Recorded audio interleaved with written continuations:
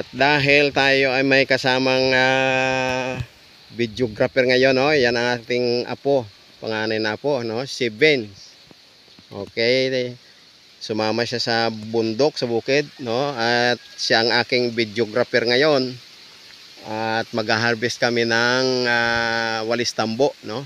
At ito ay panahon na ng harvest, no? Sa pag-ani, no? Ng walis tambo. At ito'y pag nasobrahan ng hinog ay hindi na maganda, no? Okay, yan si Vince, no? Ang ating videographer. Okay, shalom, shalom mga kapatid, kaibigan. Narito muli kami sa bukid. At ngayon ay panahon na, no? Linggo ngayon. Panahon na tayo ay mag-harvest ng ating tawag ito. Itong ating tambo, walis tambo. At gagawin nating walis yan, no? Walis tambo. At itong portion na ito ay maliit lang ito dito.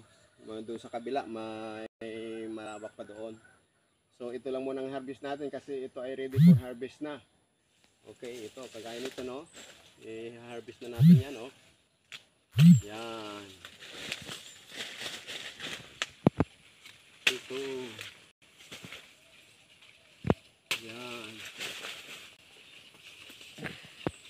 Ito. Ang ina-harvest lang ito ay yung lumitaw na po yung kanyang tangkay. Pero yung mga hindi pa lumilitaw ang tangkay, gagaya hindi muna ina-harvest yan.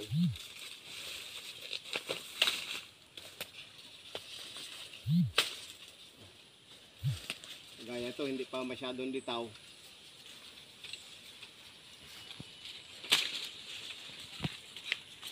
Kasi po pagka hindi po ito na-harvest kaagad, mamumulaklak. Yung bulaklak po mabigat.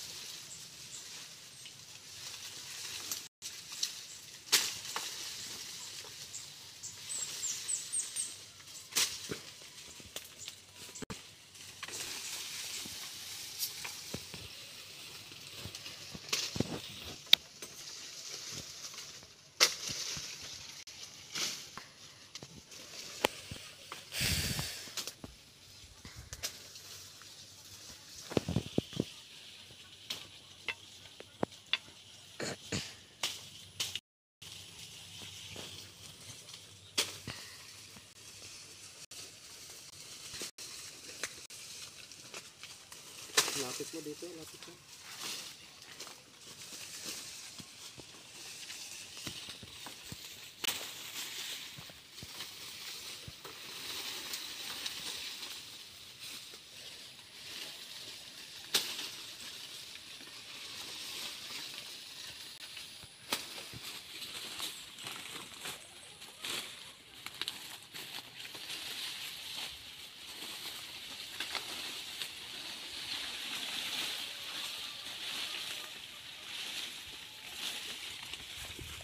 Okay, wala na dyan. Dito naman, sa kabilang puno.